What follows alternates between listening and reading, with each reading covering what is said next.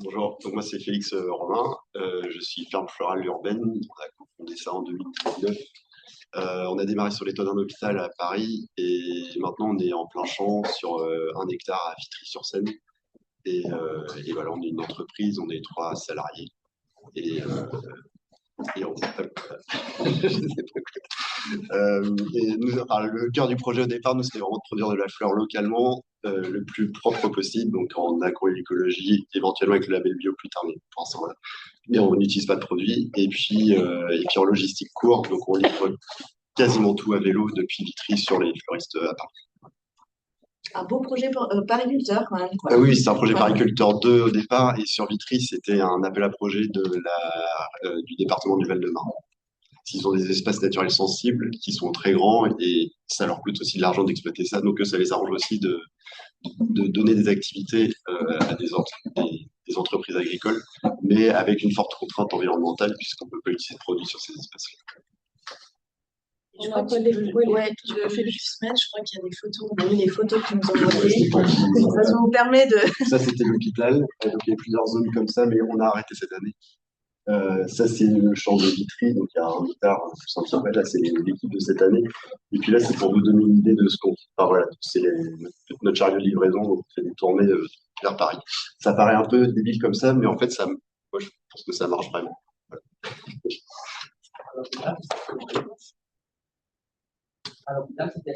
Ouais, c'est sur des toits. Alors l'hôpital était prévu comme ça dès le départ par l'architecte. Il y a des terrasses qui étaient avec des grands bacs comme ça, sauf que ça n'a jamais été utilisé.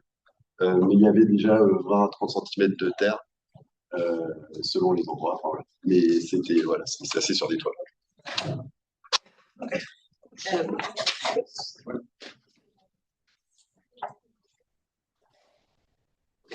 Euh, Bonjour, moi c'est Stéphanie Page, du coup je suis la coordinatrice de production de Fleurs d'Alage. Donc on est une ferme urbaine en Seine-Saint-Denis, sur l'île Saint-Denis dans le 9-3. Et donc on est un atelier chantier d'insertion.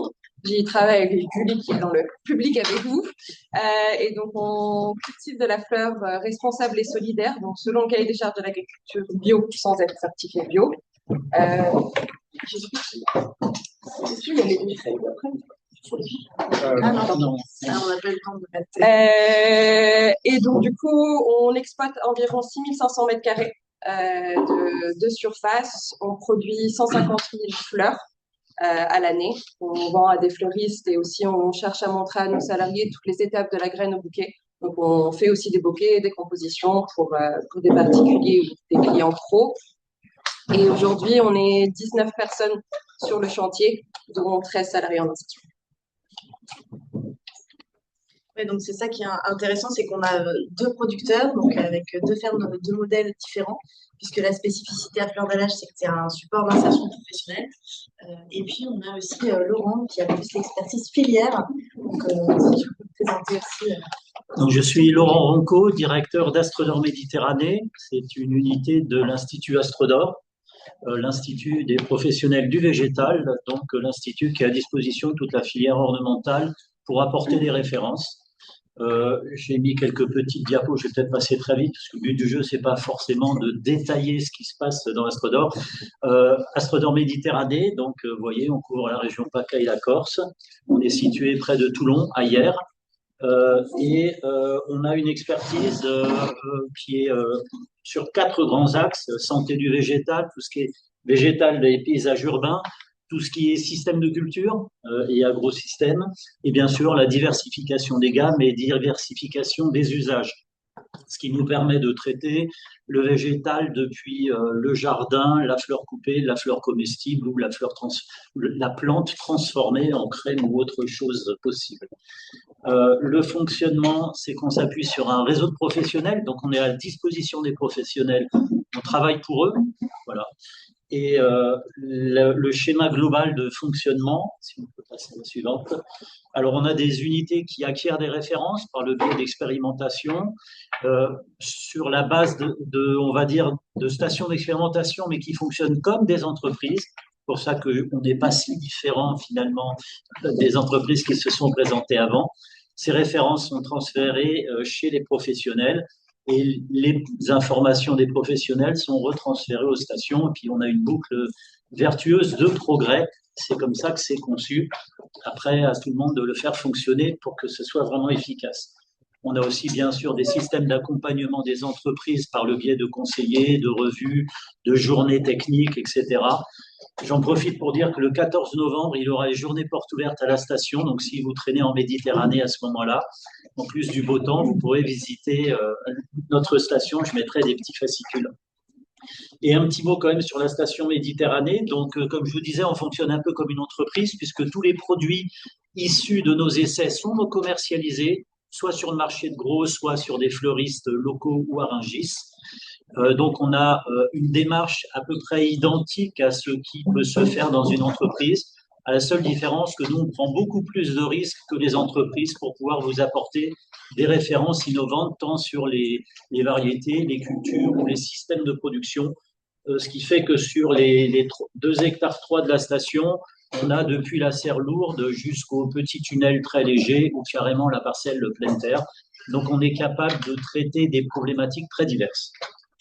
Voilà, je vais peut-être m'arrêter là. Oui, alors nous, on est surtout spécialisé sur la fleur coupée. C'est 90% de notre activité. On est actuellement la seule station qui travaille encore cela parce qu'il y a un bassin de production fleurs coupées en Méditerranée, un bassin de production qui repose sur énormément de petites entreprises situées en milieu urbain ou périurbain. Donc, c'est déjà de l'agriculture urbaine, si j'ose dire. Et nous, on en fait partie puisqu'on a 6500 mètres carrés d'abri et à peu près autant de pleine terre. On travaille aussi tout ce qui est nouveaux systèmes, dispositifs de production. On parlait tout à l'heure des sols pollués et autres. On peut aussi cultiver sans sol. Si on récupère des terrains impropres à la culture, on peut très bien cultiver dessus. Voilà. Donc, et je vous rappelle donc les journées portes ouvertes 14 novembre. Entrée gratuite, par contre, je ne paye pas le billet. Merci pour cette introduction. Donc, on en sait un peu plus sur vos structures, vos formes florales et ce que vous faites. Là, l'idée, ce serait peut-être, Félix, de commencer avec la production de plants. Ça va être un sujet dans la production des fleurs. Pourquoi produire ces plants plutôt que les acheter? Quelle est la proportion de plants que vous achetez et que vous faites? Et puis, Stéphanie aussi, si tu veux compléter pour voir ce qui est pareil ou différent à Fleur de l'âge. Voilà, je vous laisse. Ok, donc sur le sujet des plants, en fait, quand on cultive des fleurs, évidemment, on va être extrêmement diversifié. Donc l'approvisionnement aux plants vient se poser très rapidement. Nous, on cultive essentiellement, on produit quasiment tous nos plants en annuel. Enfin, tout ce qu'on peut produire à partir de graines, on va le produire nous. Mais c'est pas forcément un calcul évident. Tout le monde ne partage pas cette vision-là. Il faut savoir que quand on démarre, du coup, en fait, on a plein de choses à gérer et certains vont préférer acheter les plans, commander les plans chez des professionnels, parce qu'en fait, ça simplifie une grosse partie du travail que vous aurez à faire. Vous garantissez comme ça le fait que vous aurez des bons plans qui seront sûrs d'arriver. Enfin, voilà, vous consolidez certaines choses, mais nous, on a préféré les faire. Alors, je vais d'abord lister les points négatifs, puis après, pourquoi nous, on a choisi de le faire. Sur les points négatifs, bah, évidemment, c'est le coût, enfin, oui, non, mais en gros, si on veut produire ses propres plants, bah, ça va nécessiter des investissements de matériel. Il faut notamment, si on veut le faire bien, au moins une serre pépinière, plus des plaques. Enfin, plus on veut produire bien, plus ça coûte cher. Donc il y a un investissement en matériel à avoir.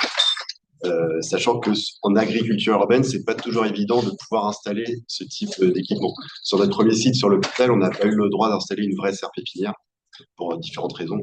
Donc, on a essayé de faire comme on pouvait, mais en fait, on n'a jamais réussi à bien produire des plants en quantité suffisante. Donc, ça, c'est un problème. Et le deuxième écueil, c'est la technicité. En fait, toutes les graines n'ont pas forcément la même façon de. Enfin, il y a à chaque fois un peu une technique différente pour arriver à produire des bons plants. Donc, c'est un savoir-faire à acquérir, des conditions à avoir, etc. Donc, potentiellement, on a beaucoup de ratés. Et tout ce qui est raté, bah, c'est un impact sur le chiffre et le bilan économique à la fin de la saison. Donc, le fait de pouvoir acheter ces plants comme ça, bah, en gros, on sécurise une partie de la production. Après, dans les points positifs, enfin, pourquoi nous, on a choisi de le faire, la première, c'est la liberté. C'est qu'en gros, on fait ce qu'on veut. On achète les graines à qui on veut et on est autonome là-dessus. On est aussi autonome sur la façon de produire. C'est-à-dire on investit dans un équipement qui potentiellement peut nous autoriser ensuite à être autonome en graines. Si on récolte nos graines et qu'on va ensuite les faire germer, etc., bah, il faut cet équipement-là. Si on ne passe que par un achat externe, et ben en fait, on se prive de plus tard peut-être aussi de pouvoir développer nos variétés, etc. Il y a une phase d'autonomie. Alors aujourd'hui, c'est un peu moins critique qu'avant, mais au moment du Covid, en fait, on était bien contents, nous, d'avoir enfin, c'est vrai, c'est pas vrai parce qu'on a eu d'autres problèmes, mais en gros, il y a eu des périodes où en fait on savait pas trop si au final on allait bien avoir nos plantes. Parfois, peut se poser la question de grève ou des choses comme ça. Donc, au moins, on a nos graines, on a notre terreau, on est sûr de pouvoir.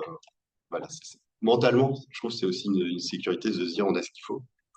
Il y a aussi une question sur l'activité prolongée, c'est-à-dire qu'en gros, ça va prolonger l'activité, ça, on va pouvoir démarrer et embaucher plus tôt, puisqu'en fait, dès le début février, on va faire des choses en pépinière, et s'il n'y avait pas cette activité pépinière, en fait, on embaucherait plus tard. Donc en gros, nous, nos embauches en saisonnier, c'est de février à fin novembre. Si on n'avait pas une activité pépinière, probablement que j'embaucherais plutôt à partir de la mi-mars. Enfin, et le dernier point, le plus important, pour moi, c'est quand même le plaisir qu'on a à faire ces graines, enfin, à faire nos semis.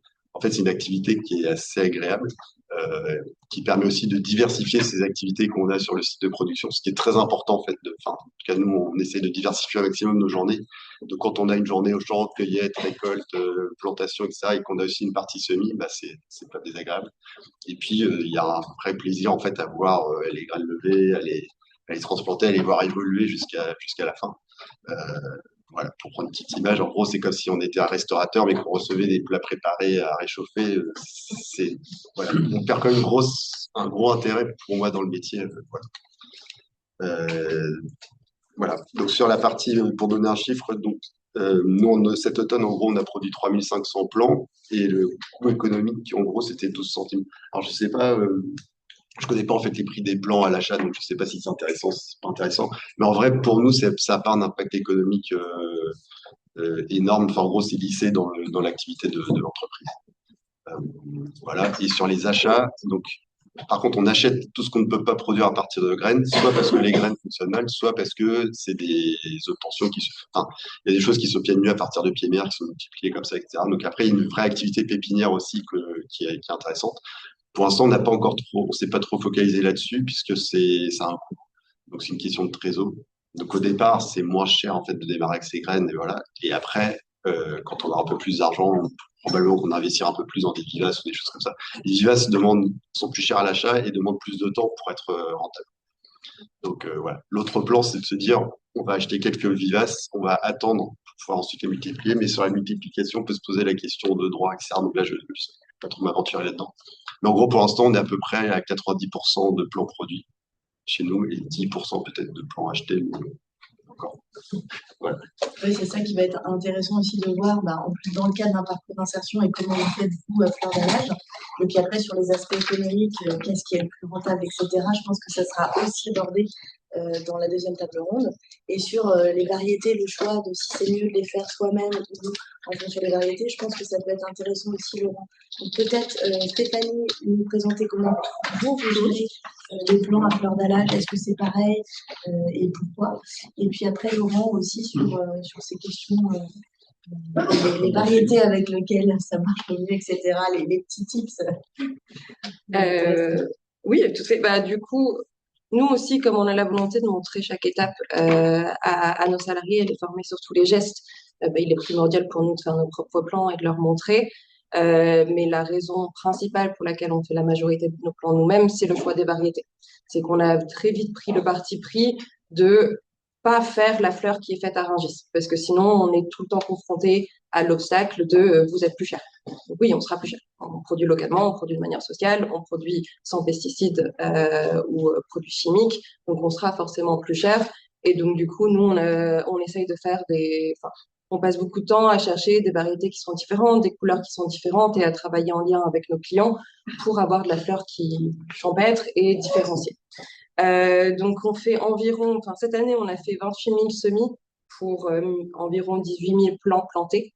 Parce qu'effectivement, il y a le côté un peu perte avec l'insertion qui j'ai mal pris en compte la première année. Donc, les fleurs qu'on n'a pas récoltées au champ, c'est des plants qui, du coup, n'ont pas réussi. On n'a pas eu le temps de relancer par la suite. Et cette année, on est environ sur 25% de nos plants qu'on a achetés. Les plants que nous, on achète, pour le coup, c'est plutôt des choses qui ne sont pas disponibles à l'achat en graines. Donc notamment les Lisianthus, qui sont un peu une de nos fleurs phares. Et donc effectivement, on fait à Rungis, mais on essaye de choisir, enfin, vendu pardon, aussi à Rungis, mais on essaye de choisir des variétés différentes. Et là, du coup, c'est des choses où chez les semenciers, en tout cas français, c'est les variétés les plus moches qui sont en vente en graines. Les Pays-Bas ont développé leurs propres semences et les protègent. Donc, il n'y a que disponible en plan. Donc, on essaye de travailler avec un acheteur de plants français, même si on est conscient que ça vient d'autres pays. Et après, les autres raisons pour lesquelles on fait nos plants nous-mêmes, c'est que les minimums de commandes pour les plants sont assez élevés. Donc, ça ne permet pas toujours de pouvoir les passer des commandes, en tout cas régulières, pour suivre la production. Sur les Lisianthus, par exemple, pour vérifier hier, on est à 4000 plants minimum. Donc, il faut avoir la place pour planter tout ça. Sur le côté, est-ce que c'est rentable? Pour nous, c'est quasiment similaire. C'est une fois, parce que les frais d'expédition des producteurs de plants sont assez élevés. Donc, une fois qu'on prend ça en compte, moi, en tout cas sur le chantier, on est à 18 centimes en autoproduction. Pour les Lisianthus, on est à 18 centimes en TTC, une fois que les frais d'expédition sont pris en compte. Donc, c'est vraiment quasiment pareil pour nous. L'impact n'est pas là, mais on veut aussi travailler local, on veut réduire l'empreinte écologique. Nos plants sont faits avec du terreau bio, ce qui n'est pas le cas de ce qu'on reçoit d'ailleurs. Et aussi, il y a cette volonté de formation et d'indépendance sur les choix et les variétés. Il y a des choses qu'on regarde, mais c'est vraiment pas les choses qui sont les plus jolies où nos clients ne seraient pas intéressés. L'intérêt de produire, c'est quand même de savoir qu'on va vendre derrière. Oui, c'est ça, c'est qu'il n'y a pas que l'aspect économique, quoi. Il y a aussi tout l'aspect pédagogique, l'aspect écologique qui fait que c'est le choix que vous avez fait. Et puis peut-être aussi l'aspect adaptation au changement climatique. Laurent, vous, ce que vous faites, c'est aussi d'expérimenter comment produire en tenant compte de ces aspects-là. Est-ce que tu as des retours là-dessus sur les variétés? Non, alors, oui, bien sûr. Alors, il faut savoir que quand on parle de jeunes plants, nous, on travaille à peu près 18 types de fleurs à la station chaque année, puisqu'il faut répondre à peu près toutes les demandes des professionnels. Il faut savoir qu'au niveau des plants, c'est une filière qui est mondialisée. C'est-à-dire que les grands obtenteurs, le Lisianthus, c'est le Japon, un peu les Pays-Bas, un peu l'Italie et les États-Unis. La France n'existe pas. Donc, si on veut des plants de Lisianthus, c'est déjà des obtentions qui viennent du bout du monde et c'est des productions en général de jeunes plants qui viennent des Pays-Bas ou d'Italie. Voilà. La question du transport est importante. Il faut savoir, sur une petite plaque comme ça, de 60 par 40, vous mettez 600 plants. Donc, ça veut dire que quelqu'un qui va expédier des plants de Lisianthus, il fait des cartons de 8 plaques. C'est la commande minimum. Donc, forcément, si vous avez besoin de 2000 plants, vous intéressez personne. Et faire vous-même un semis de Lisianthus, c'est hyper complexe.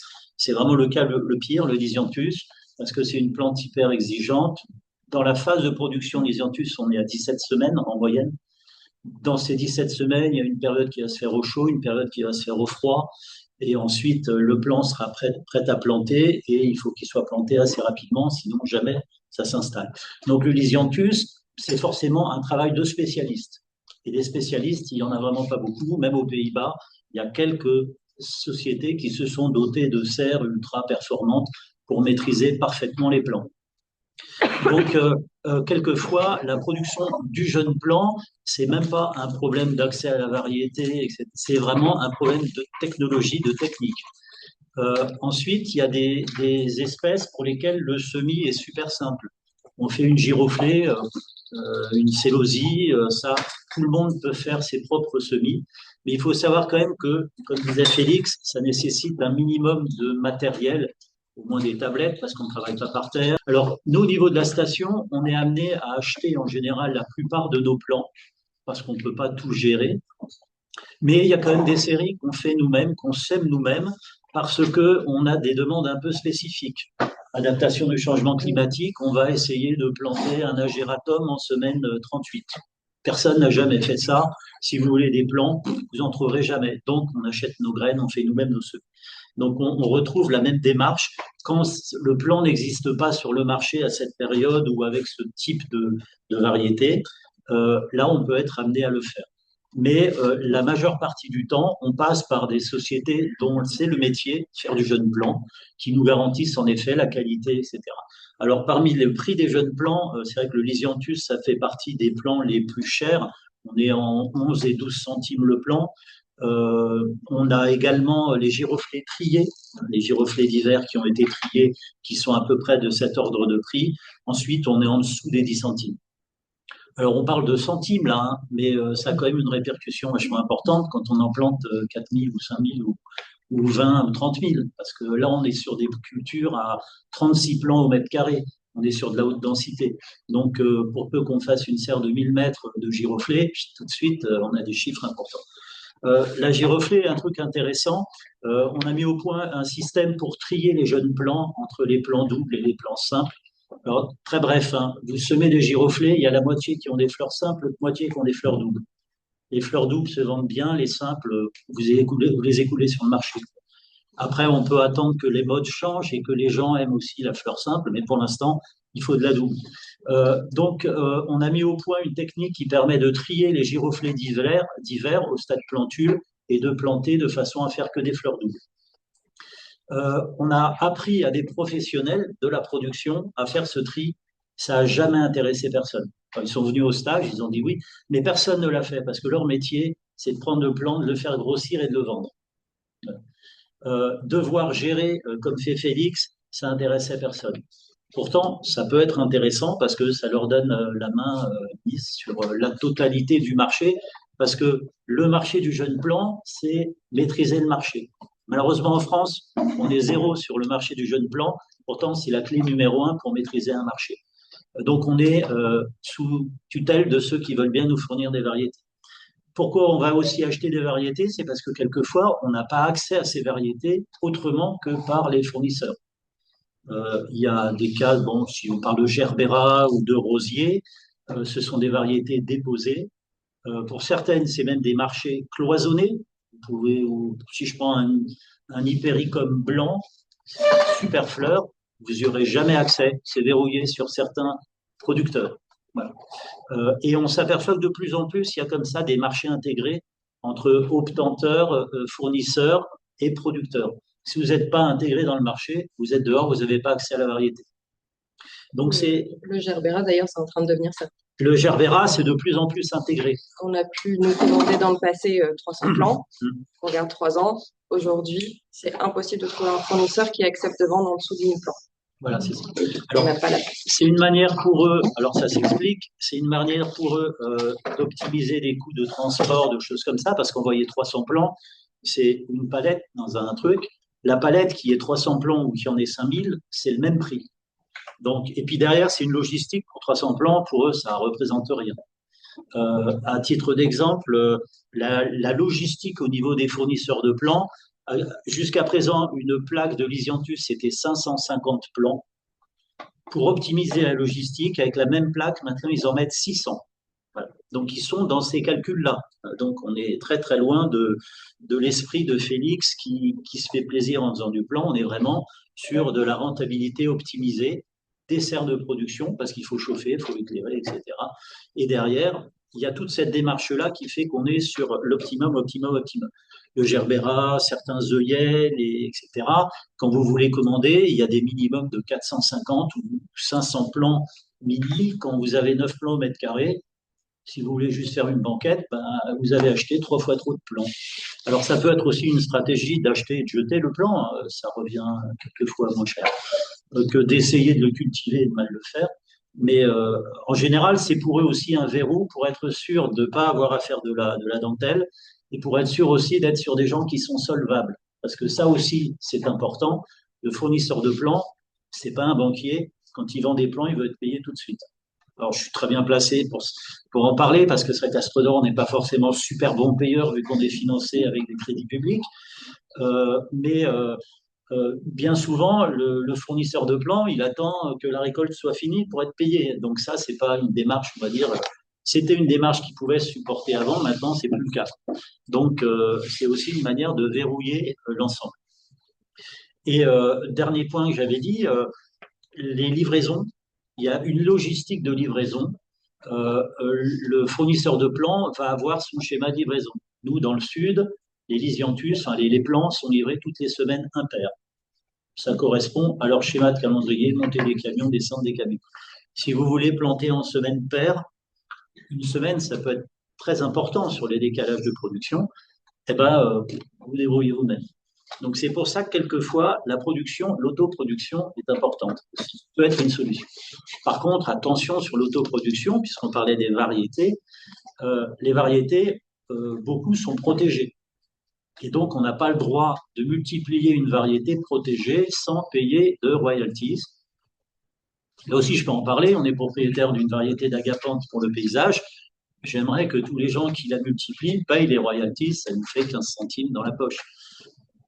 Et c'est comme ça aussi que sont financés les obtenteurs et les sociétés qui produisent des nouvelles variétés, de la nouvelle génétique. Alors, il y a plein de trucs qui peuvent se bouturer, les rosiers, les dahlias, des choses qui peuvent se diviser. Si vous êtes sur des variétés protégées, vous n'avez pas le droit de le faire. C'est un petit rappel qui est quand même assez nécessaire. Voilà, surtout sur le rosier. Alors, je ne dis pas qu'il n'y a pas des pays qui le font. La Chine est connue pour s'asseoir sur toutes les variétés protégées et multipliées à grande échelle. Mais bon, en France, on n'est pas en Chine et la loi s'applique différemment. Voilà. C'est des questions particulières. Je pense que c'était super. Là. Je pense que ça vous a permis d'avoir un bon tour d'horizon des questions de production de plants, de les faire soi-même, de les acheter, des contraintes qu'il peut y avoir. Et du coup, maintenant, on va passer au champ. Comment est-ce qu'on optimise sa production de fleurs locale en ville sans pesticides? Et pour ça, Stéphanie, peut-être que tu peux nous expliquer comment vous gérez ça à Fleur d'Alage. Et Félix aussi, si tu veux expliquer comment ça se passe dans ta ferme. Voilà, Du coup, nous, donc, on exploite 6500 mètres carrés. J'ai oublié de mentionner dans la présentation. On est sur la revalorisation aussi d'une friche industrielle. Du coup, on est sur des sols pollués. Et on essaye, en tout cas, on a fait différents tests à travers les années sur faire de l'intensif sur petite surface. Donc, on travaille aussi en faisant beaucoup d'apports de matières premières, de remettre une vie en place dans le sol. Et nos collègues font beaucoup de travail aussi sur les abords, sur la biodiversité, et de mettre tout ce qui est possible en place pour favoriser le bien-être de la plante. Comme on cultive selon le cahier des charges bio, on essaye de faire tout ce qu'il faut pour pas stresser la plante. Donc, on va venir faire différents tests pour le côté rapprochement des plantes. On a choisi jusqu'à présent de ne pas bâcher le sol ou les cultures pour laisser respirer et aussi montrer tous les gestes à nos équipes. Ça va peut-être changer un tout petit peu dans les années à venir. Et bon, voilà, je ne sais pas Félix, tu peux rajouter, mais on a cherché à tout optimiser. Toutes les planches font la même taille. Tout est clair pour l'équipe, tout est organisé. On les fait en début de saison à tous les gestes et on essaye de répartir les cultures dans le temps pour en avoir tout le temps une nouvelle série qui arrive et surtout d'essayer de choisir des variétés qui vont pouvoir donner pendant toute la saison. C'est aussi sur le choix et la sélection des fleurs où on essaye de choisir des choses qui sont très productives et qui nous permettent du coup d'étaler sur toute la saison la récolte des fleurs.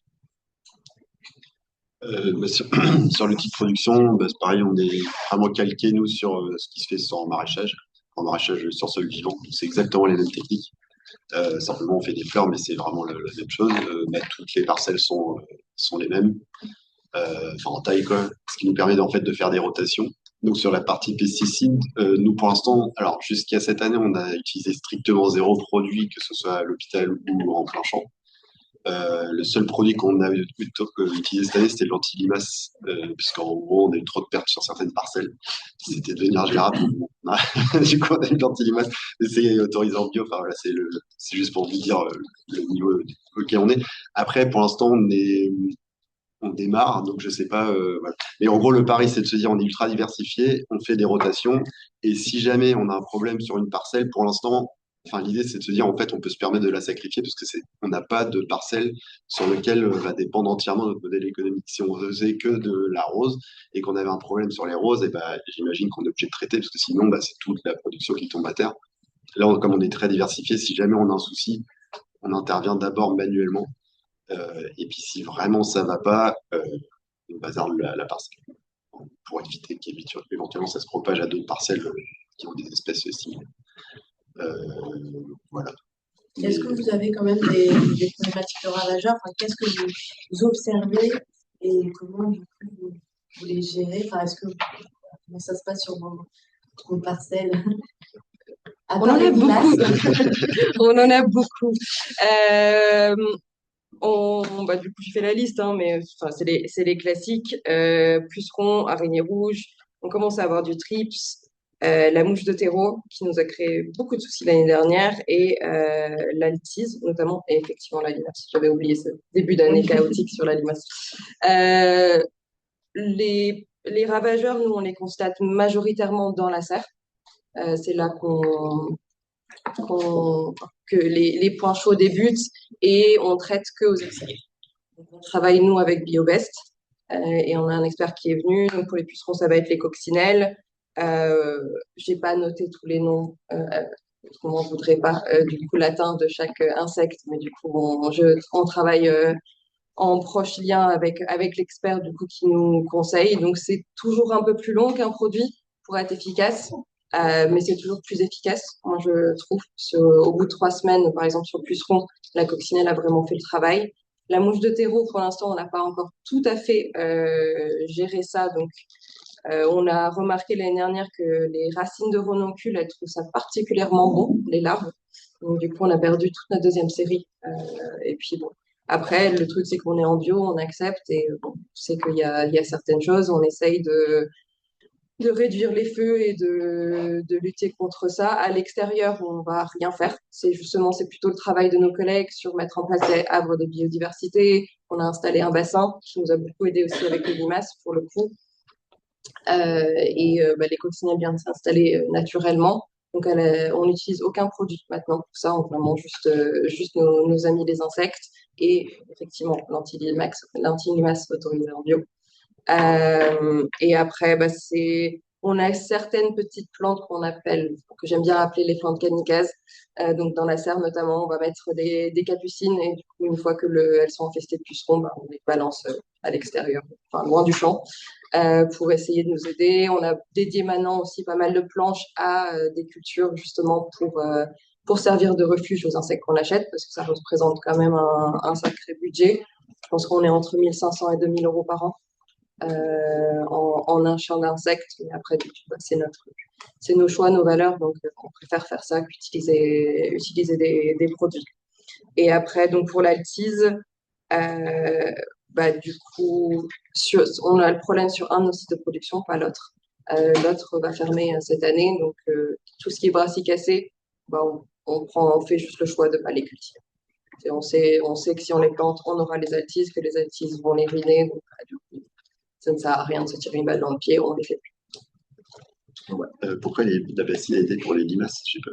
Parce que du coup, on a des crapauds qui se sont installés et les crapauds aiment bien manger les limaces. Ok, d'accord. Et donc, du coup, ça nous permet au moins, proche du bassin, de réguler. Ok, merci. Juste en complément, du coup, nous, on n'utilise pas de bâche non plus sur nos parcelles, avec cette idée justement d'avoir le sol le plus vivant possible. Et puis sur des plantes kamikazes, on le fait, mais un peu différemment. C'est-à-dire qu'il y a certaines plantes, alors c'est plutôt les mauvaises herbes, enfin certaines vont plutôt permettre, non. Alors on a testé le truc, on attire et ça permettra qu'elles viennent toutes là, mais en fait, en général, ça ne fait que. Enfin, il faut vraiment la dégager, effectivement, sinon ça ne fait que se répandre.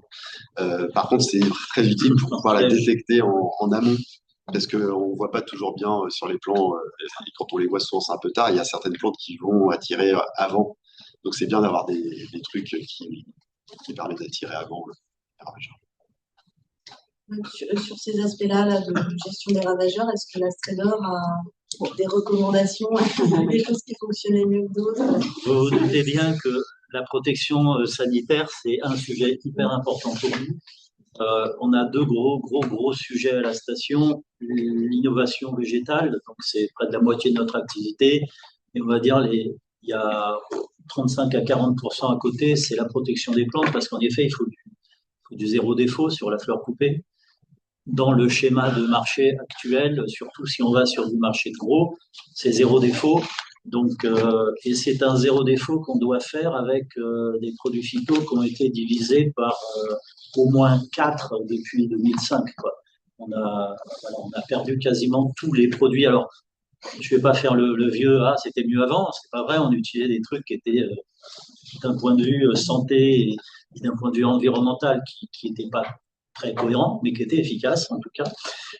Et maintenant, donc, il faut qu'on apprenne à gérer notre protection des plantes avec beaucoup moins de produits phytosanitaires, des produits qui sont peut-être moins efficaces aussi parce que quelquefois anciens, et qu'on apprenne à gérer avec toutes les solutions vivantes, toutes les solutions de produits alternatifs.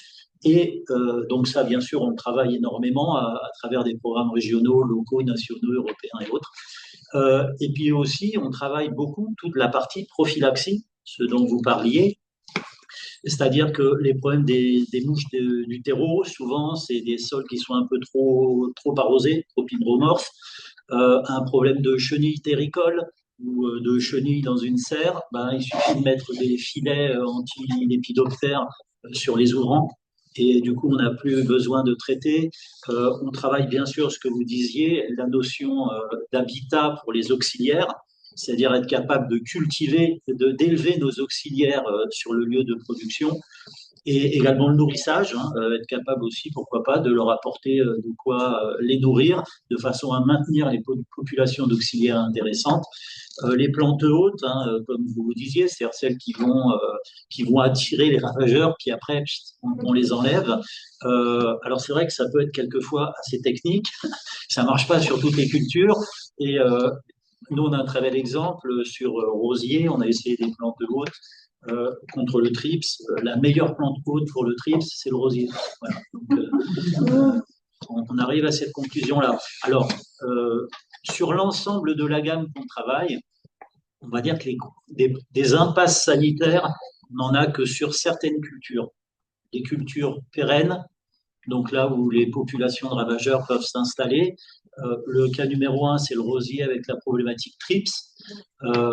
Pendant longtemps, on n'avait pas de trips dans nos serres. Et puis les producteurs nous ont dit, on a cette problématique, donc on a installé le trips dans nos serres pour pouvoir répondre à cette problématique. On a quand même attendu 1 an et demi avant qu'il arrive dans nos serres, malgré les lâchers, etc. Puis maintenant qu'il y est, on a la même problématique que les producteurs, c'est comment s'en débarrasser.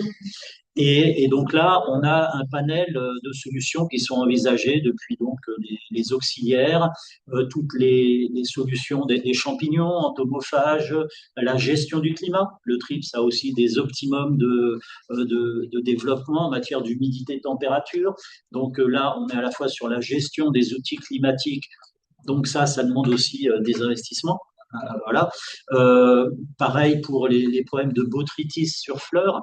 Le botrytis qui atteint toutes les fleurs. Il y a deux manières de lutter, hein. Soit vous déshumidifiez l'endroit où vous cultivez et vous n'avez pas de problème de botrytis. Donc vous baissez l'humidité relative et vous n'avez pas de problème de botrytis. Mais ça ne peut être fait que dans des endroits où on est capable de chauffer et ventiler. Donc si on a une anémone renoncule, comme on ne chauffe pas forcément, il faut trouver des solutions alternatives. Bref, il y a aussi l'aspect surveillance de la culture. Tu en parlais, c'est vrai que les plantes hautes donnent des intérêts, mais quelquefois, on a des attaques qui sont par foyer. L'acarien, le puceron, ça peut se développer par foyer, et l'endroit où vous avez mis votre plante haute, c'est pas l'endroit le plus intéressant climatiquement pour le puceron, il va apparaître à l'autre bout. Donc, toute la partie surveillance des cultures a aussi été énormément travaillée avec des procédures de surveillance, un outil même qui nous permet d'avoir des cartographies régulières des ravageurs et maladies et qui nous permet d'anticiper, puisque avant on était sur un schéma chimique où on réagissait à une attaque. Là, maintenant, on est sur un schéma biologique où on anticipe les attaques. Et quand on n'anticipe pas, ben, on la prend plein fer, surtout que quand on commande des auxiliaires, hein, il y a une semaine de délai. Et vous commandez, et quand c'est livré, alors quelquefois, c'est pas livré, ça s'est perdu. Quelquefois, c'est livré, c'est mort. Ah, pas de chance. Donc là, vous avez 15 jours dans la vue pour réagir. Donc, on n'est quand même pas sur des solutions qui sont toujours très, très souples. Et quelquefois, ben, on n'a pas anticipé parce qu'il se trouve que, tiens, un week-end, il a fait très chaud et très sec. Et là, les acariens, ils explosent. Hein, et pas de chance. Donc, ça nécessite quand même beaucoup plus de surveillance et on va dire d'intervention sur la culture pour les lâcher, pour les traitements alternatifs et autres, que les solutions d'avant, mais c'est ce avec quoi nous devons travailler maintenant. Voilà. Alors, nous, on n'est pas bio. Enfin, il y a certaines cultures, on nous demande de les travailler en bio, donc on les travaille en bio, mais dans l'esprit, on n'est pas bio parce que notre idée, c'est quand même de garantir une culture. Et là, on revient sur les schémas de production. On a des entreprises qui font en moyenne 7000 mètres carrés, donc c'est assez petit. Si vous faites 10 euros du mètre carré, vous voyez le chiffre d'affaires dégagé derrière. Est-ce que vous pouvez en vivre ou pas? Voilà. En fait, selon la surface de votre entreprise, vous pouvez ou pas vous permettre d'avoir des cultures qu'on perd ou qu'on ne perd pas. Et quand l'entreprise est petite, si vous perdez une culture, ben, vous perdez votre gagne-pain. Donc, la démarche, elle repose beaucoup là-dessus. Et on travaille chaque culture avec cet esprit-là. Voilà, j'ai 3000 mètres carrés d'anémone. Comment être rentable avec ces 3000 mètres carrés? Est-ce que je peux vivre avec 3000 mètres carrés d'anémone? Alors, ce qui fait que nous, on n'est pas forcément bio. On essaye toujours d'éviter de jeter une récolte. Alors, ça peut arriver, hein. Quand vous avez une belle attaque de trips dans les rosiers, vous les voyez pousser, puis au moment de la récolte, vous jetez 100%. C'est aussi ce qui fait qu'il y a de moins en moins de rosiéristes dans le Var. Il fut un temps, il y avait 110 hectares. Là, on en compte 8,5. Pourquoi? Parce que l'énergie, parce que le TRIPS. Voilà. C'est clair. Donc, au niveau de la station, on acquiert des références de façon à optimiser chaque cycle de culture. Donc, on est organisé comme vous. On a des parcelles. Alors, ça peut être une seule banquette. Faut pas croire qu'on travaille par surface énorme. Hein. Pour nous, une espèce, c'est 38 mètres carrés d'abri couvert, ça correspond à une banquette de 22 mètres, et là-dessus, on va essayer des variétés, des techniques de culture, les densités de plantation, etc. On va mettre au point tout le système de protection des plantes, de façon à ce que ces mètres carrés soient rentables et nous rapportent plus d'argent. C'est d'ailleurs l'autofinancement de la station. Sans autofinancement, on coule nous aussi. Donc on est sur un schéma d'entreprise, hein, même si on est une station d'expérimentation, et avec un outil type entreprise locale. Donc tout ce qui est développé à la station correspond en gros à ce qui va. Le but du jeu est d'être directement transférable en entreprise. Donc l'idée c'est d'avoir une référence, et le producteur, si on lui dit tiens, tu plantes tes dahlias à telle date, tu vas faire à peu près tel chiffre d'affaires, derrière lui il va pouvoir le développer. Si on lui dit tiens, on s'est aperçu que en éclairant le dahlia avec des lampes photo périodiques, donc c'est du 8 ou du 12 watts, hein, c'est pas énorme, tu peux produire toute l'année, parce que nous on est dans une zone hors gel, excusez-nous, sous abri on est en hors gel, le dahlia il va produire tout l'hiver, donc on peut faire du dahlia l'hiver. Alors je sais que ça m'a été reproché par certains fleuristes qui m'ont dit ça sert à rien. Nous, on a testé, on a regardé, et puis il y a d'autres fleuristes qui ont dit ça m'intéresse. Donc, voilà. Et donc nous, on lance des pistes comme ça après aux entreprises de les valoriser en fonction de leur schéma de production.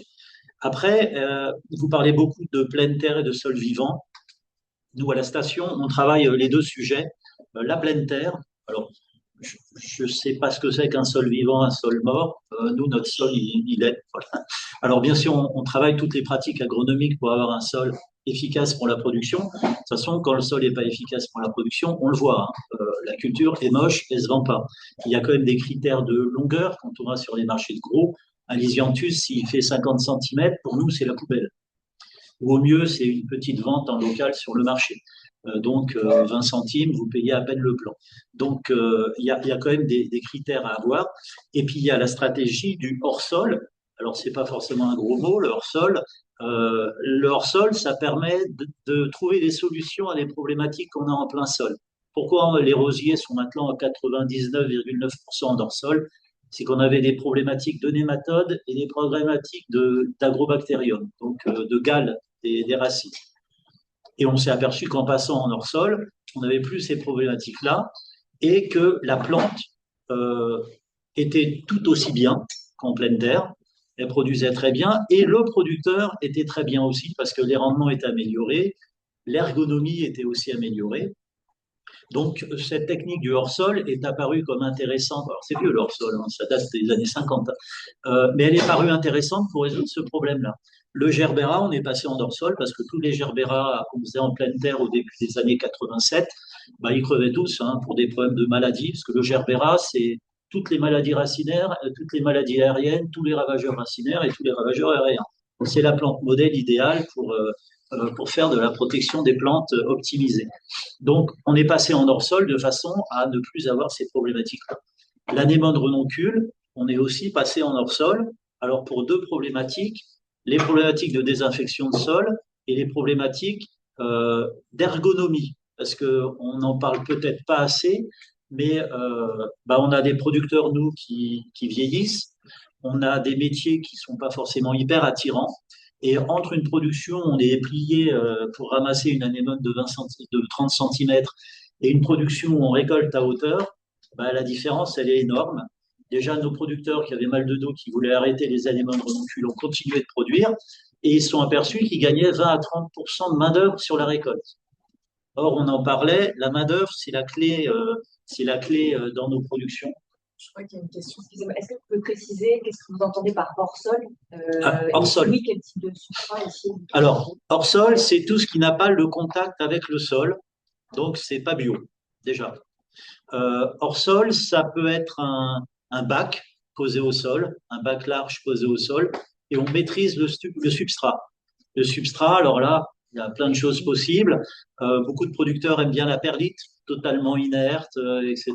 Et on apporte eau plus engrais. C'est pas toujours le meilleur. Il y a un moment, on travaillait avec la fibre de coco, donc un déchet de la production de la noix de coco, sauf que le déchet, quand il devient intéressant, ça se transforme en une ressource, hein, et le prix n'est plus le même. Et puis ce déchet, il vient d'Inde ou d'Afrique, et lors du Covid, on s'est aperçu que les bateaux n'arrivaient plus, donc plus de coco.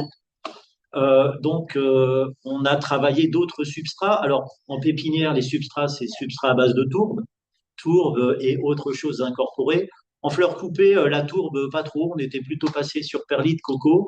Et là, on a aussi travaillé des substrats à base de fibres de bois. C'est une nouvelle technologie.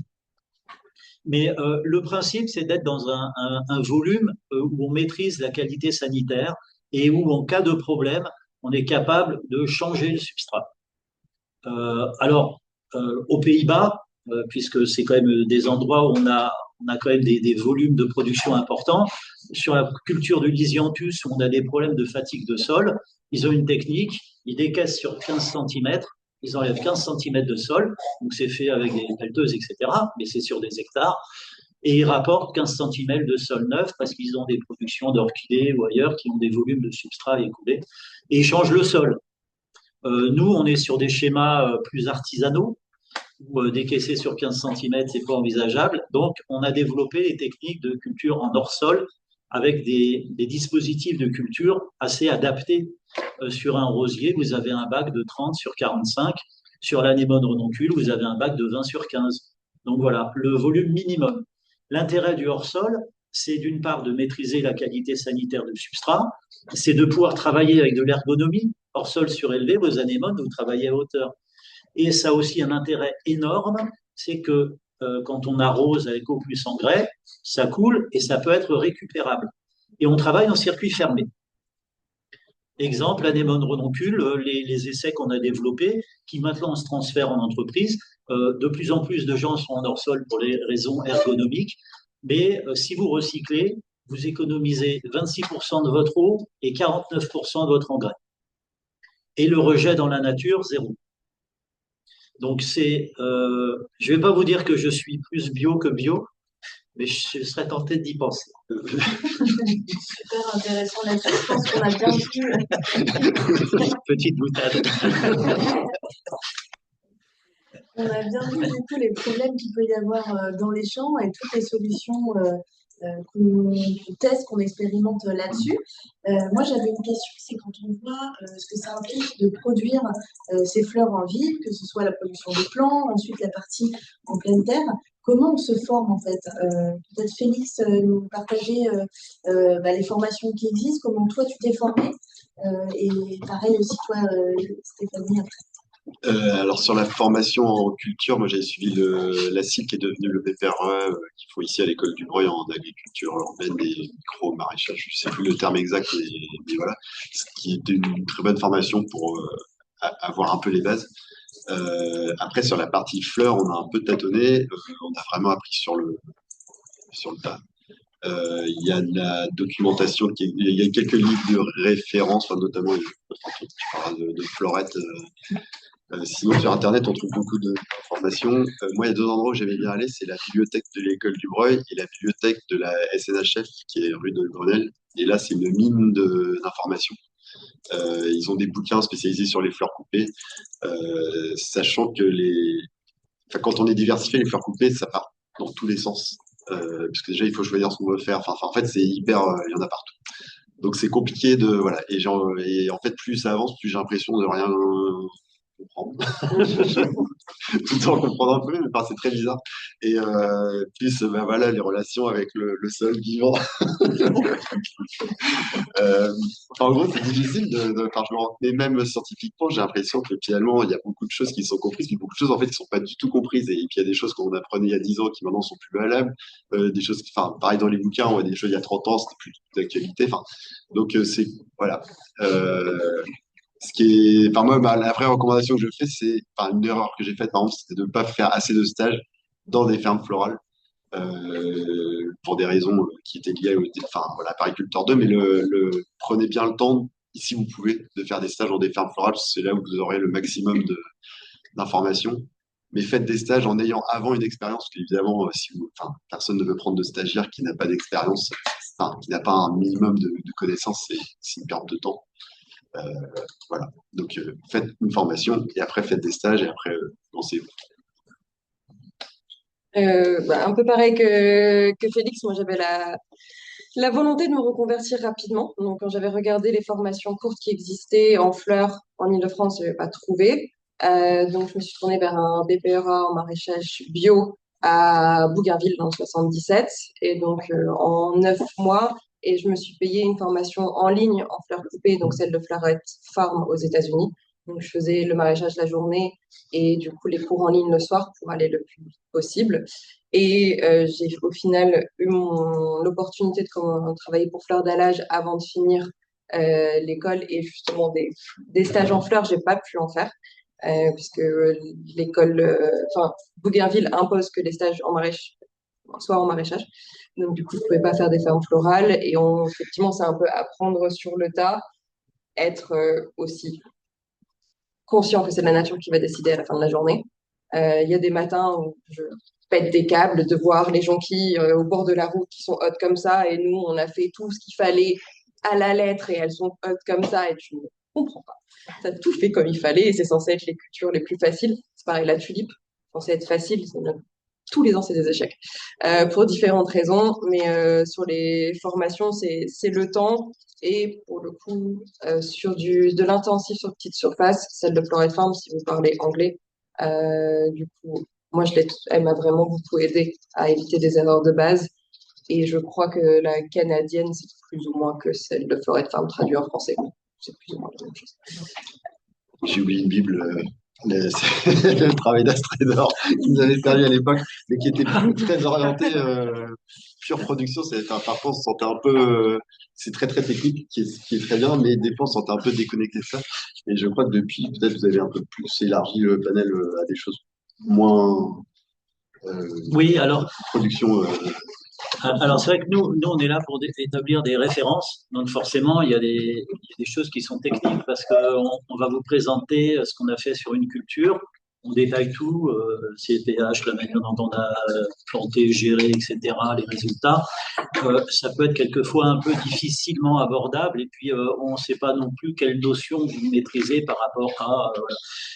C'est pour ça qu'au niveau de l'Institut, on a développé là une formation fleur coupée.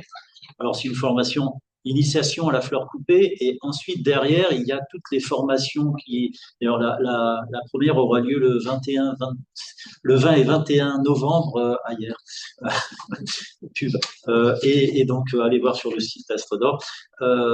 Sinon il y a les formations Astre d'Or qui vont vous permettre de faire des focus sur la protection intégrée des cultures. Alors là il y a carrément un parcours au niveau débutant, etc., sur la fertilisation, parce que globalement, les techniques qu'on développe, elles sont souvent valables en pépinière comme en fleur coupée. Enfin, une fleur coupée dans un pot, c'est jamais que la même chose qu'une plante de pépinière, mais dont la vocation a été orientée un peu différemment. Après, il y a des spécificités sur la gestion du climat, la conduite de la plante ou des choses un peu particulières, mais il y a des grandes bases, la fertilisation, l'irrigation, etc., qui peuvent servir à tout ça, y compris au maraîchage.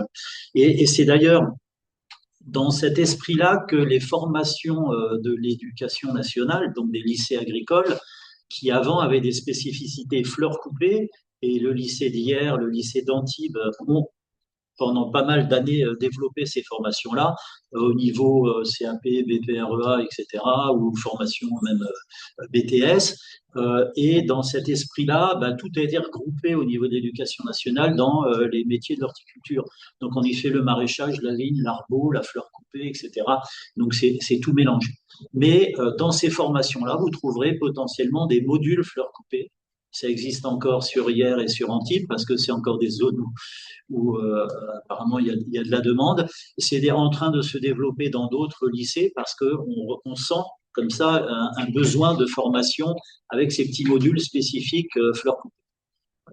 Nous, on ne va pas apporter non plus la totalité des besoins. Il y a d'autres centres qui font de la formation. Mais il faut savoir qu'il y a beaucoup de références qui existent. Il y a énormément de choses qui ont été travaillées. Et la fleur coupée, c'est quand même technique. C'est facile de faire pousser, c'est moins facile d'en vivre. Voilà, si je veux résumer. Voilà. Et pour passer de l'un à l'autre, il faut maîtriser le petit plus. Quelquefois, il est dans les bouquins, puis quelquefois, il est dans les bouquins, mais il nécessite un peu d'explication. C'est pour ça aussi qu'au sein de l'Institut, on a aussi des conseillers qui peuvent tourner et qui vont faire un petit peu la traduction ou l'adaptation de la référence à votre entreprise. Parce que quand on donne une référence, tout n'est pas forcément transférable à votre entreprise, que ce soit pour une raison technique. Vous n'avez pas la même structure de serre que nous, vous n'avez pas la même manière de gérer l'irrigation, etc. Donc, il y a des gens qui existent et des ressources. N'hésitez pas même à nous contacter. Et puis nous, si on n'est pas performant, on vous renverra vers d'autres. Mais il y a énormément de littérature qui existe là-dessus. Donc, si la formation des protecteurs de Floramama est accessible pour le français, et qu'on peut adhérer via la loi via vers et qui est prise en charge par les GDA. Pour la partie fleur, en fait, j'ai vraiment compris ça la première année, mais c'est qu'en fait, c'est pas produire de la fleur, c'est vraiment produire de la fleur coupée, donc c'est produire des tiges. Ce qui fait qu'il y a plein de conseils qu'on peut vous donner, mais qui en fait vont pas être valables pour faire de la fleur, parce que notamment sur les techniques de taille et d'accompagnement des plants, c'est pas la même chose que du massif ou du jardin. Ce qu'on peut nous dire des fois on veut pas des fleurs, on veut vraiment des tiges avec des fleurs dessus. Et l'autre truc que je voulais dire tout à l'heure, tu parlais des fleurs zéro défaut. Au départ, quand on avait commencé, on s'était dit on va essayer de valoriser des fleurs qui sont pas parfaites. En fait, c'est une très mauvaise idée parce que c'est OK pour vous, pour vos amis et tout, mais en vrai, personne n'en voudra. Et surtout, c'est vrai que la fleur, enfin, un des plaisirs finalement qu'on a, nous, c'est à se dire de produire de la belle fleur et de la fleur vraiment de grande qualité. Et c'est un peu comme un pâtissier, si vous n'allez pas vendre un gâteau qui est raté, enfin, qui est un peu moche, alors vous pourriez, mais en vrai, ce que les gens veulent, même si c'est pas, enfin, si vous voulez faire un prix social, je sais pas quoi, c'est des belles fleurs, c'est ce qui fait la beauté de quelque chose, c'est le fait que ce soit beau et parfait, entre guillemets. Mais c'est ce qu'on cherche en fait. Mais les fleurs un peu abîmées, etc., en vrai, c'est personne. Voilà, ne tablez pas là-dessus. Peut-être juste avant de passer aux questions, il y avait un dernier, c'est sur les outils que vous utilisez. C'est peut-être en 2 mots. Donc je pense qu'on a la bonne vision, on a vu les plans, on a vu comment on produit, la question des travailleurs, comment on se forme si ça nous intéresse. On voit effectivement que c'est assez technique, donc ça ne s'improvise pas. Est-ce que voilà, vous pouvez nous décrire certains outils que vous utilisez sur vos fermes?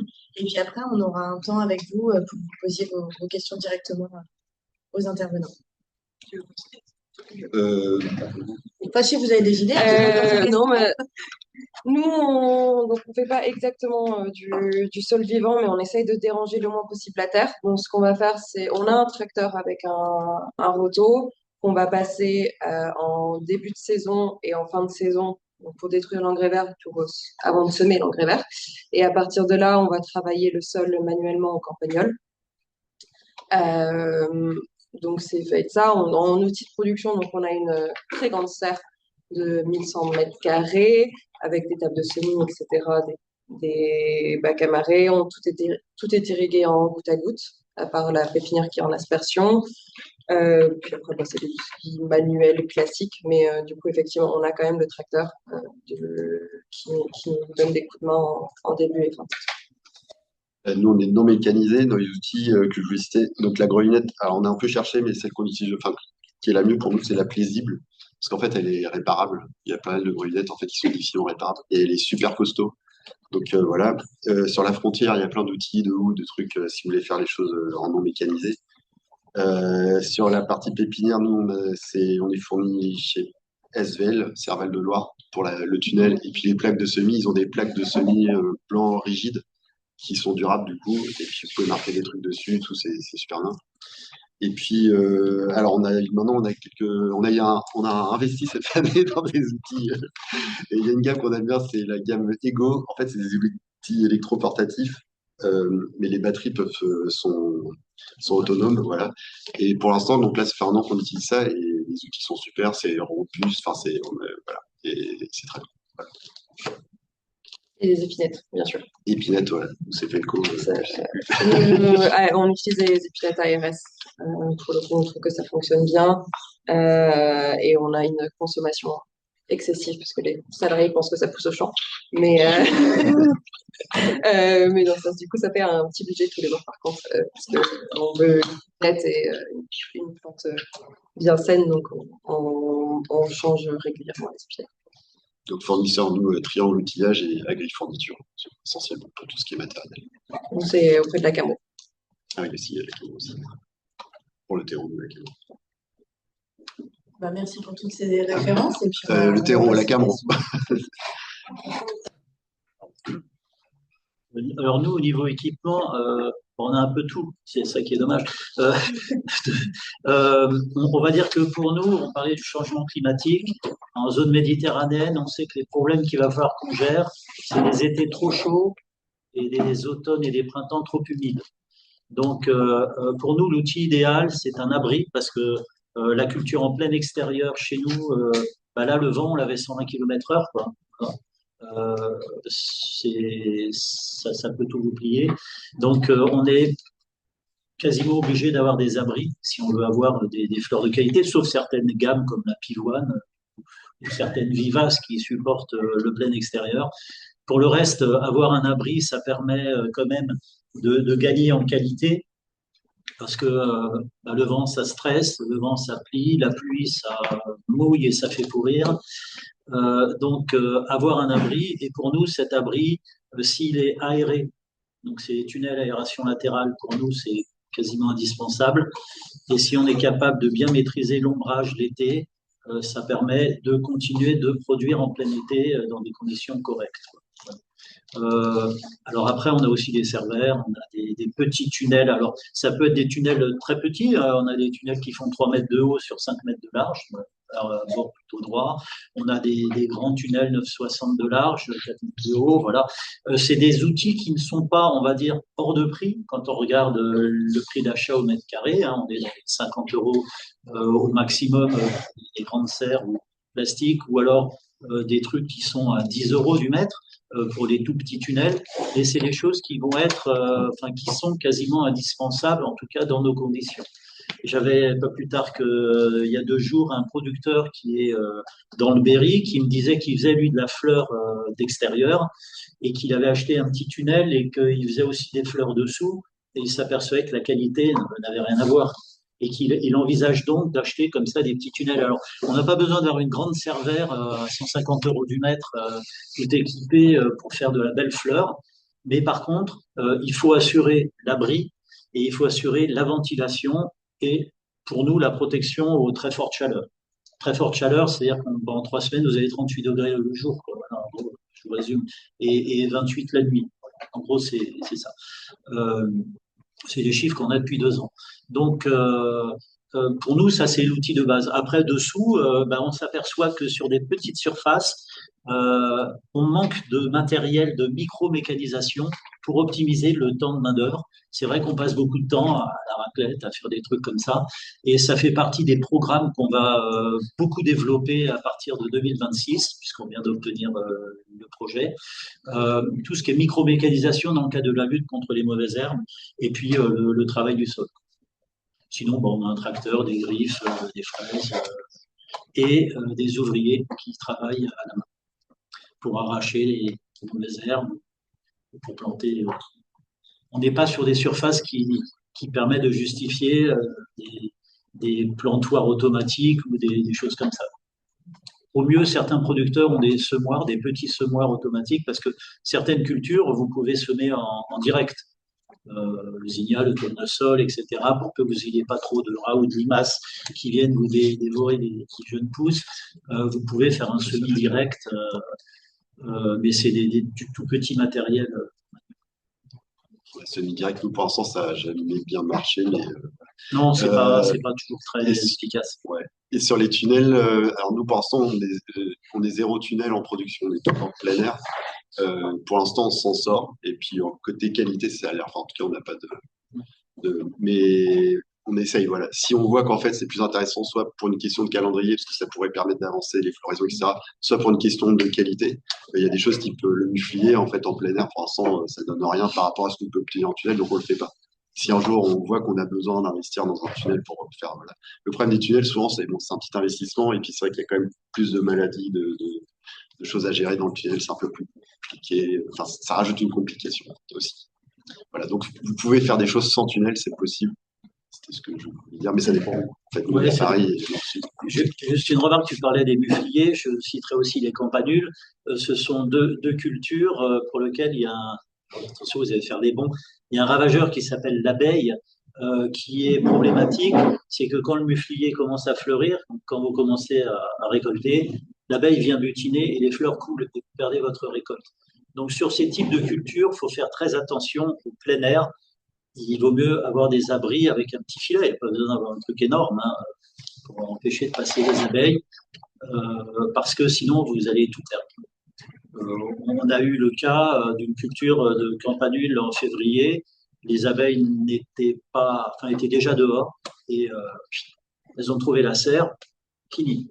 Voilà. Donc il y a quand même certaines cultures qui ont des besoins un peu spécifiques et des exigences un peu spécifiques. Vous faites un limonium à un statis, vous butinez, ça ne changera rien. Le frier campanule, vous perdez tout. Merci beaucoup. Est-ce que vous avez des questions pour les intervenants? Vous avez vu, il y a plein de sujets. Ouais, allez-y. Bon, on prend dans l'ordre, là, on n'est pas très nombreux, donc vas-y.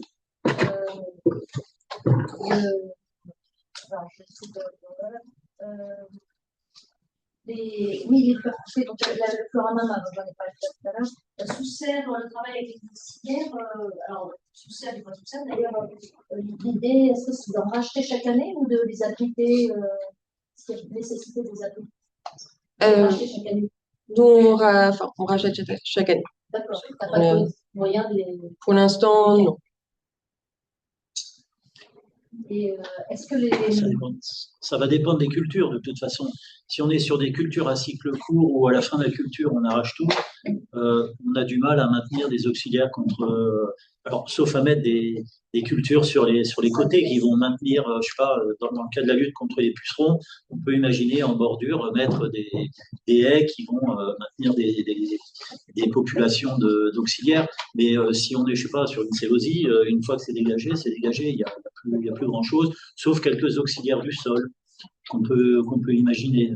Mais, sinon, à chaque fois, c'est réapporté. Par contre, si vous avez une culture sur du plus long terme, là, vous pouvez imaginer, en rosier, on peut très bien imaginer maintenir en permanence des populations. J'avais juste une remarque aussi par rapport aux lisianthus et autres plantes comme ça, qui visiblement posent des problèmes à la fois économiques, écologiques, je vais dire pourquoi s'entêter à pouvoir les produire, à part que c'est très joli, d'accord, mais quand on voit effectivement dans les catalogues et dans les livres la quantité de fleurs disponibles pour et de dire en plus, elle est vraiment des clients. C'est aussi, on vend des lisianthus, c'est le truc qui se mord la queue, on peut en produire parce qu'on en vend, mais voilà, ces clients n'en trouvent plus, il leur a présenté d'autres choses. Enfin, c'est cette idée pour le moyen long terme, dans des productions qu'on souhaiterait plus écologiques et plus économiques, pourquoi s'embêter à vouloir faire un truc qui français et pose des soucis. Parce que c'est. Ah oui, bien sûr. Donc la question c'était pourquoi s'entêter à faire des lisianthus si c'est dur de se le faire fournir. Pour ma réponse simple, je dirais l'économique, parce que du coup un lisianthus on va pouvoir le vendre beaucoup plus cher qu'un zinnia. C'est une plante que si on la cultive correctement, qu'on pince, etc., elle est très généreuse sur le nombre de tiges qu'elle nous dégage et du coup, elle permet de générer un joli chiffre d'affaires pour un prix d'achat qui du coup est similaire à nos plantes et fleurettes. Et aussi, pour nous, effectivement, ça fait un peu partie des fleurs phares de Fleurs d'Alage. C'est une fleur qui a été cultivée dès les premières années et donc les clients s'attendent à avoir. Nous, on ne souhaite pas faire de rose justement parce qu'on a eu l'écho que la rose en bio, c'était compliqué. Ça nous permet de proposer quelque chose qui est similaire. Voilà, pour l'instant, c'est plutôt la partie économique de faire survivre notre chantier, d'avoir nos revenus et elle vient. On l'a en juillet maintenant et elle permet aussi de compléter nos récoltes sur une période avant que les annuels arrivent. Vraiment. Ouais, sur ce type de fleurs, en fait, il y a une vraie demande. Nous, les fleuristes nous en demandent, même si ça existe sur le marché, mais quasiment tout ce qui existe, finalement, si on arrive à le proposer de façon à ce qu'il soit sûr, enfin, en gros, si c'est cultivé localement le plus propre possible, les fleuristes, pour l'instant, ils sont quand même demandeurs à produits équivalents. Après, évidemment, il y a le delta du prix. Si on est 10 fois plus cher, nous, pour l'instant, on arrive à peu près à s'aligner. J'ai essayé le lisianthus en semis pour voir. C'est un flop total. Donc, on n'en fait pas. Mais ce qui peut être intéressant aussi, c'est si des productions comme nous s'intéressent au sujet, c'est de dire justement qu'en fait, il y a un problème aujourd'hui sur la fourniture de lisianthus. Donc, peut-être essayer de relancer une filière française ou multilocale de production. Voilà. Là, ça peut prendre du temps, etc. Mais le fait de ne pas forcément évacuer un sujet peut permettre en fait de relancer quelque chose localement. J'ajouterais aussi que le lisianthus ou même le gerbera, c'est une fleur qui est aussi très résistante. Donc c'est une fleur qu'on peut mettre dans des compositions quand on a besoin de savoir qu'elle va tenir. Donc par exemple dans un hôtel ou un restaurant où on ne contrôle pas la chaleur qu'il va faire à l'intérieur, c'est une fleur où on sait que la composition pendant une semaine on peut lui faire confiance. Là où avec un dahlia ou avec et ça dépend, mais vers la fin, ou un cosmos, on n'est pas tout à fait sûr du rendu 7 jours après. Le lisianthus, lui, on peut lui faire quelque chose. Je rajouterais que dans l'agriculture en général, les producteurs ont fâcheuse tendance, on va dire, à produire ce qui se vend, et c'est un peu logique. Et le lisianthus, c'est la fleur annuelle numéro 1 sur le marché. C'est demandé de janvier à décembre. C'est pour ça qu'aux Pays-Bas, ils avaient des schémas 5 productions par an, en y mettant d'énergie, etc. Et donc, une production continue toute l'année. Donc, c'est la fleur numéro 1. Et le lisianthus, chez nous, certes, le plan est un peu cher, certes, c'est un peu technique, mais il y a en effet moyen d'avoir quelque chose de bien rentable. On peut imaginer, enfin, 1 euro la tige, prix professionnel, c'est pas inenvisageable. C'est les prix qu'on trouve sur le marché de gros, 80 centimes à 1 euro la fleur, prix de gros, hein. C'est tout à fait envisageable et on peut imaginer marger avec cette culture-là. Et on a aussi un autre atout, c'est que le Lysianthus est une culture qui nécessite de la chaleur pour pousser. Et aux Pays-Bas, avec la crise énergétique, les surfaces de production étaient divisées par deux. Et actuellement, on manque de Lysianthus sur les marchés. Alors, c'est en train de se déplacer vers le Portugal, vers l'Italie, la région de Naples. Il faudrait aussi que ça reste un peu chez nous, parce qu'on est quand même plus chaud qu'aux Pays-Bas. Et donc, il y a un marché qui existe, et c'est assez naturel d'aller vers les marchés les plus importants quand on voit qu'on peut y gagner quelque chose. Par contre, tu m'aurais posé la question de la rose à la Saint-Valentin. J'aurais pas tout à fait la même position parce que c'est compliqué à faire, c'est coûteux et je suis pas sûr qu'on soit très rentable. Tu parles d'écologie, quand même. Voilà. Si je fais un parallèle, par Oui, exemple, oui. avec l'alimentation, ce qui est le fruit le plus vendu, c'est la banane, parce que voilà, les gens veulent de la banane. À un moment donné, on peut aussi éduquer les gens pour manger plus de choses que de la banane, pour produire plus de choses. Enfin, là, c'est toujours ce cercle vicieux. On fait ce que les gens demandent, mais les gens demandent des choses qui ne sont pas forcément agroécologiquement viables. Et on est aussi responsable de ce qu'on propose aux gens. Enfin, voilà, c'est toujours un compromis, comme tout à fait.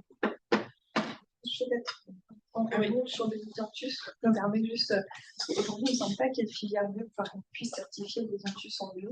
Enfin, je sais que quand on a travaillé en stage chez les productrices, ça a été sorti, leur planche a été sortie de leur certification. Donc il y a aussi en plus cette étiquette-là qui n'est pas Lié du coup, j'imagine, à la provenance du plan. Du plan, Ouais, oui. c'est ça. Ouais. Donc on n'a pas cette filière bio, on n'a pas ça. Est-ce qu'il y a d'autres questions? Je crois qu'il y avait une question ici. Peut-être qu'on peut en prendre 3 questions. Alors, toutes les questions sont là. 4. Allez, on prend les questions. Réponse courte, par contre. Ouais, réponse courte, il reste 5 minutes. Ouais. Voilà. Vous avez le temps d'un petit café. Voilà. Oui, en fait, moi, j'ai travaillé pour un micro-maraîchage qui fournit un restaurant. Et du coup, ça m'intéressait avec le restaurant parler de faire des plats coupés pour décorer le restaurant avec bien manger. Du coup, une question simple, est-ce que vous faites des plats à couper pour sécher, pour faire des coupés séchés? Et si oui, est-ce que vous pourrez conseiller 5-6 heures faciles à faire? Bouquet sec, Oui. quelle variété conseillée pour une décoration dans un restaurant? Nous, on fait sécher entre 35 et 40 000 fleurs, justement, par an, pour justement aussi sensibiliser au rythme de la nature et qu'en Ile-de-France, il n'y a pas de fleurs coupées en décembre. Pour faire rapidement, Statis, Immortel, Célosie. On a d'autres, Célix, que tu recommanderais qu'il faut la sécher? Oui, le Craspédia aussi. On peut aussi sécher les pivoines. Oui. Il y a des C'est un variétés. investissement dans le temps, du coup, pour la pivoine. Pardon? Ça marche pas. Et le gonfréna, ouais. Gonfréna, ouais. Merci. Les graminées aussi, pas mal de graminées. Peut-être prendre les 2 dernières questions et puis laisser. Je rajouterais même certains Lysianthus sèches et on est parce qu'on a testé ça sur l'ensemble de la gamme produite, lesquels sont intéressants en séché. Et certains Lysianthus ont des coloris encore plus vifs quand ils sont secs que quand ils sont frais. Mais là, il faut vraiment travailler à la variété. Et si ça vous intéresse, le Lysianthus séché, je vous invite à consulter le catalogue Fleur d'Alage. Ah bah voilà, elle le disait pas. Donc, je crois qu'il y avait 2 questions là. Sur la mutualisation des achats, tous les deux, vous avez dit que les quantités pour les semis, c'était vraiment trop important. Est-ce que vous vous organisez en réseau pour passer des commandes couplées? Est-ce que vous y avez pensé? Est-ce que c'est un truc que vous faites? Alors, du coup, c'est Mutualisation sur la des mutualisation des achats. Alors, avant, moi, je le faisais avec un autre horticulteur qui était dans le Perche, mais qui malheureusement a cessé son activité sur tout ce qui était commande de tulipes, etc., des Pays-Bas. Et aussi, maintenant, on a la volonté d'essayer d'acheter français. Donc, lui, ayant cessé son activité, on le fait plus. Et là, enfin, ça s'est pas reposé depuis, et aussi parce que nous, on a la particularité de ne pas être assujetti à la TVA. Donc, ça veut dire que si on passe commande, nous, pour d'autres personnes, ça veut dire qu'eux doivent payer la TVA et ne peuvent pas la récupérer. Donc, c'est pas forcément, là, c'est la solution la plus juste, nous concernant, nous particulièrement. Nous, on le fait pas parce que d'une part, pour l'instant, on n'a pas forcément ce besoin. Les volumes correspondent à peu près à ce qu'on a. Enfin, en gros, on n'y irait pas totalement.